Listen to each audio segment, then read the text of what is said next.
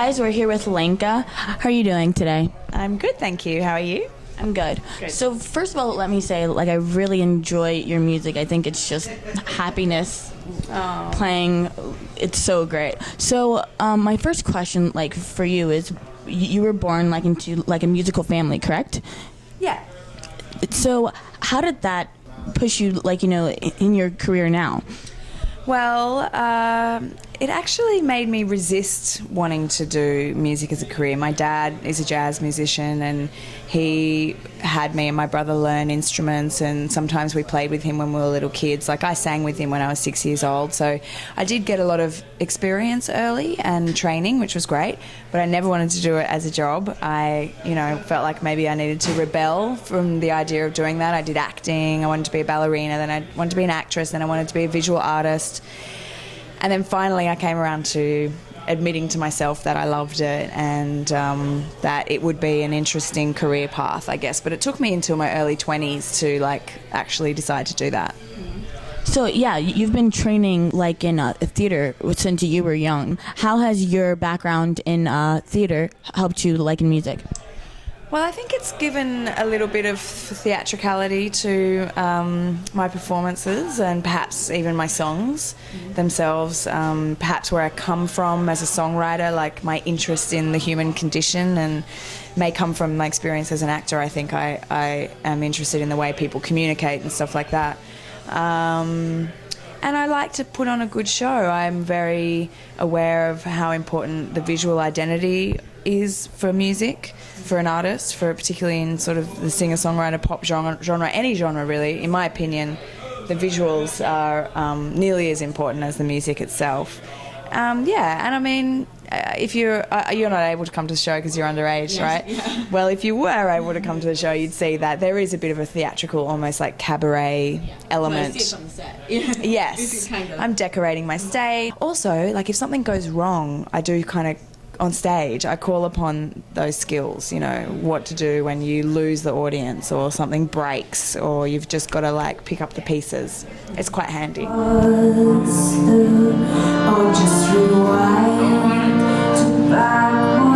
You were inside of a group, the Dakota Ring, right? So I have to say that I loved your songs in for the Somersault. I have to say that I love. I did. I love the movie. I listened to the soundtrack. Yeah. But how did that whole opportunity come about? And just well, when I was about 23, maybe a bit old, 24, maybe 23, that's when I started to put out the feelers and go, I want to do music. And I was mostly in an acting community, so I just kind of asked everyone I knew, hey, do you play music? Can we jam together? Can we try writing a song together or whatever? And I was getting my own skills better at the time too. And this guy that I met, that I knew, was a drummer, and we jammed together for a while. But then he was like, hey, I'm in this band and we're an instrumental band, but we need female vocals for a movie score. Do you want to give it a go? And I was like, yeah. So he sent me the music. It was already complete. They'd already written the score, and I just tried. In fact, the director gave me some poems of hers that had the kinds of words, the kind of atmosphere that she wanted, and then I went ahead and wrote this song, and it was a big success. The movie was a success. The soundtrack won awards. The song won awards. We toured a lot. It became a radio hit. It's very indie, but it was really popular, and I learnt so much from that experience, and I guess it's what gave me some legitimacy as an artist to then... Well, then we came to America, and we went to the South by Southwest Music Festival as a band, and that's where here in America was where I started to want to explore doing solo project. So when did you finally say, well, I need to start doing my own thing? When do you think was the turning point? And listening to your music now, and from, the show, I mean, it's still kind of the same Lenka, but it still has kind of changed. How have you found your own sound? Well, funnily enough, I think if you listen to that album Somersault and that Dakota Ring music, my current album Shadows is more similar to that than to the two albums in between. Well, the first part is, it happened gradually, my drifting away from the band, but the catalyst was coming to America. Great movie starring Eddie Murphy. No, I guess I wanted to do more vocally driven music, and in Dakota Ring the vocals were only as important as the guitars, if not less important than the guitars, and I was like, I kind of want to like tell some stories and, you know, really do songs with big choruses and stuff. So I just started writing with people, and then I signed a publishing deal and a record deal, and that was with a major label. So they didn't really push me, but they were very happy if I was to provide more commercial songs that could get on the radio.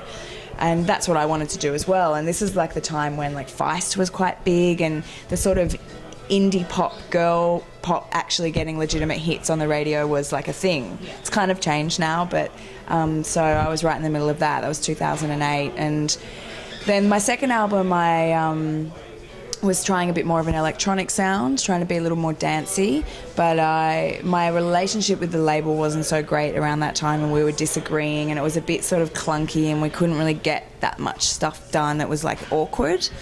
And then now I'm independent, so it's sort of just liberated me to just do whatever I want, because I'm completely the boss. Unfortunately, it means I have to pay for everything, but you know, it's up to me what kind of music I want to make and how I want to release it. So yeah, I guess I took the opportunity to do something a bit more unusual and not so radio driven. It's an album for sleeping and dreaming, and that is not a commercial concept, but I just always really wanted to do that, and I just had a baby, so it was the right time to do it.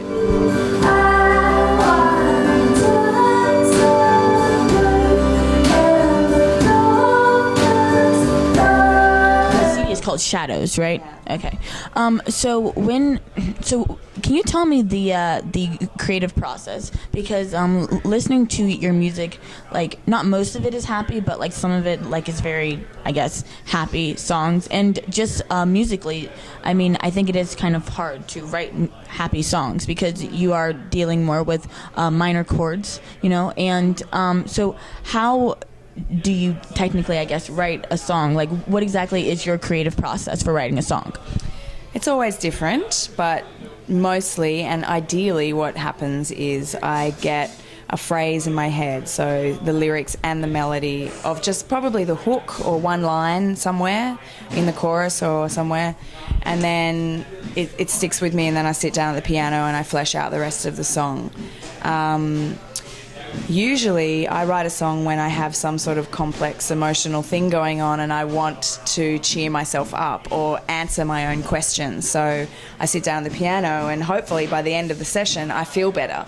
So as a result, my music ends up sounding really optimistic and happy, and the chords that I choose are uplifting and soothing, because that's what I'm trying to do to myself. And if I can do that for the listener as well, then it's a bonus. Like I hold tomorrow, I'm falling to start. The nose is time is done as it soars through the air. For young people that want to be singers or that want to just create music in general, what advice could you give them? Because this series, like, it's about Get out while you still can. but more specific. Well, I would say, I mean, it is actually good to have a fallback. I know parents always say that and it's really boring, but if you can go to university and get a degree in something while you're working on your music career, it's no big deal. At the same time, you can be developing your sound, and I would say try to find something unique. Try to be writing your own songs, because in my experience the money is actually coming from the writing, particularly for an artist like me that gets placements on film and TV. That ends up being really what you live on, unless you're, you know, Rihanna or something and she doesn't write any of her songs, but the money comes from the massive stadium tours. And yeah, I think find something unique, get really good at it, and then show the world any way you can. And the current way to do that is to hit the blogs and, you know, that can't just find the internet things. I would say you need a strong visual identity. You need to make lots of fun little videos. You need content. Somebody said to me once when I first came over here. Oh, we will not go on.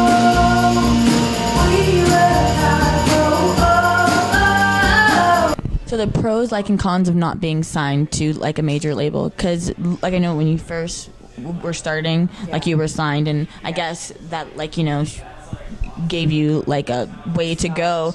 But like now that you've been doing it for a while, I mean, can you give me the pros and cons of being signed and the pros and cons of not being signed? So the pros and cons of being signed are that they pay for everything. And when I started out, I didn't have any collateral, so I couldn't have made an album. And they have ways to get the music out. They have teams to do promotion. They have relationships with websites and TV stations and things like that. The cons are that they own you, essentially, everything that you do. Your name, your logo, your voice. You can't do anything without them taking a cut, a large cut, most of it. In fact, all of it until you pay off your debt. You only have to pay off your debt through that, though. You don't like owe them money. You don't walk away like owing them money. Also, they have a right to their opinion, which ends up feeling a little bit like they're meddling. And you're like, I'm the artist. And they're like, well, we're the label and we know what's best. And you're like, I know what's best. And then you can disagree. Sometimes they have great ideas. Sometimes you might not think they're great ideas. So then being without a label, the pros are independence creatively. You have total creative control. You don't have people making bad decisions on your behalf. It's really your responsibility. So if it's a great thing, you get the credit. If it's a bad thing, you get the bad, blame for that. And I prefer that personally. You can choose the way that your album is put out. Like, major labels will always go for commerciality, and I felt like they went a bit too commercial with me. I was like, oh, you really want to do that? Whereas if you're in control, you can choose. But the cons are, of course, that you have to pay for everything. You don't have the budgets that they have, and you don't have the relationships that they have. You can't just call someone up and be like, hey, it's Sony, get my artist on that thing. You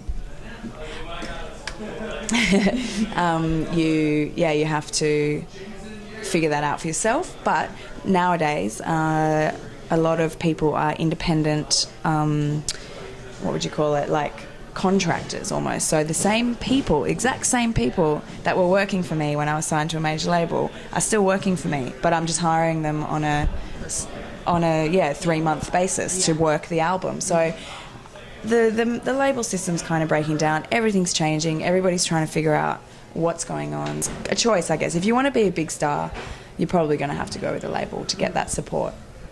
So, something that you would like your fans like to know, something that they don't know about you that you would like them to know. I don't know if I would like them to know this, but I was no one really knows, but I was saying to my band today that I wear men's deodorant. Do you? I don't know why. It smells better. Yeah, and it lasts longer for some odd reason. I don't know, I wear it too. Sisters in men's deodorant. I prefer the smell because it's not so like soapy. Yeah, it's like flowery soapy. Yeah, exactly. Whereas men's deodorant's just kind of like subtle. So there you go. All right. So something that you want to say to the viewers before we close out? You guys are all special, unique, beautiful people that deserve the very best in this life. Be good to one another. I love you. Okay, thank you so much for hanging out with us. Okay, bye guys. Bye.